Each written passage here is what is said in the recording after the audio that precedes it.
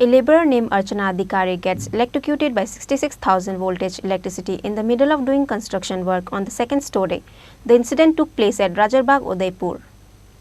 Ashish Chakraborty from Udaipur Rajarbagh is constructing a two-story building without the approval of Udaipur Municipal Council.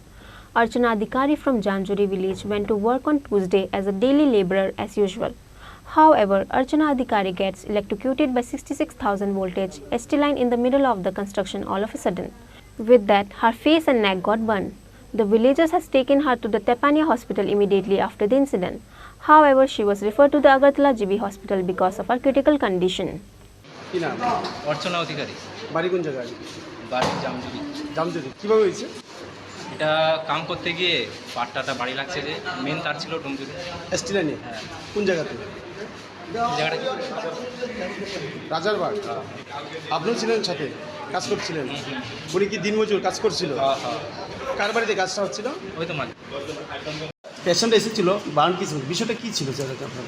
পেশেন্টের নাম অর্চনা অধিকারী, 34 বছরের একজন মহিলা। যেটা হিস্ট্রি নিলাম, সঙ্গে যারা ছিল, কাজ করতে গিয়ে একটা ইলেকট্রিকিউশন সামহাও কোনো একটা কারেন্টের লাইন থেকে বার্ন ইঞ্জুরি হয়েছে। তো আমাদের ইনিশিয়াল দেখা অনুযায়ী মোর দেন 20% টোটাল বডি সারফেস এরিয়া আমরা বলি বাই ইলেকট্রিকিউশন আর কি। তো আমরা প্রাথমিক ড্রেসিং করে এবং ইনিশিয়াল যেই ট্রিটমেন্টটা আছে এটা দিয়ে আমরা Agartala GB hospital, GMC Agartala government medical কলেজে রেফার করেছি উন্নততর চিকিৎসার জন্য।